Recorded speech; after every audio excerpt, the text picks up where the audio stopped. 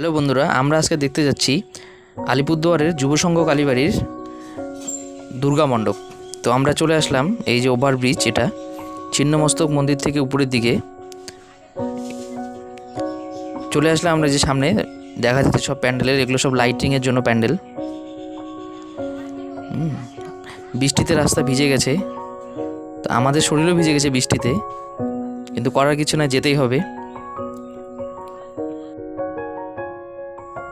এই যে আমরা চলে আসলাম স্বামীনারায়ণ মন্দিরে, প্রায় কাজ শেষের দিকেই, তবে অনেক ডিজাইন বাকি আছে এখনও পর্যন্ত। এই যে আমরা এখন ভিতরে যাচ্ছি, কিন্তু বেশি ভিতরে যাওয়া যাবে না, কারণ ভিতরে অনেক জিনিসপত্র আছে। এই যে দেখা যাচ্ছে অনেক জিনিসপত্র আছে, ছোটো মোটো জিনিসপত্র, এগুলো সব কাজে লাগবে উপরে। এখানকার যে কাকুরা কাজ করছে তাদের সঙ্গে আমরা কথা বলে বুঝলাম যে এখনও অনেক কাজ বাকি আছে, ওগুলো সব আস্তে আস্তে করতে হবে।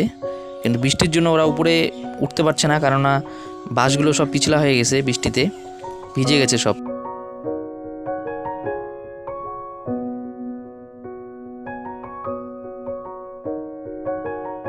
এই যে দাদারা উপরে কাজ করছে, জোর কদমে কাজ চলছে।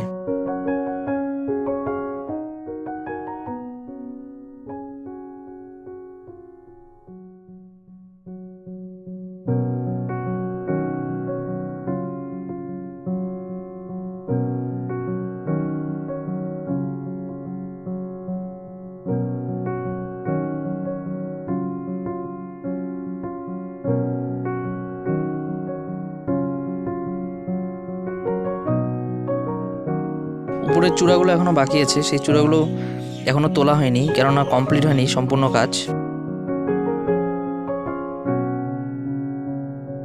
এটা প্যান্ডেলের এই সাইডটা, এটা অন্য সাইড। এখানেও এদিকেও কাজ চলছে, কারণ দুই সাইডে ভাগ করে কাজ করছে।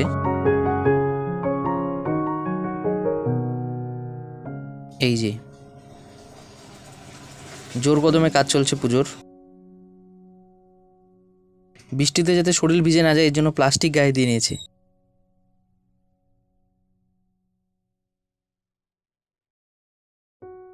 এই যে চূড়াগুলো, এগুলো সব উপরে উঠবে প্যান্ডেলের।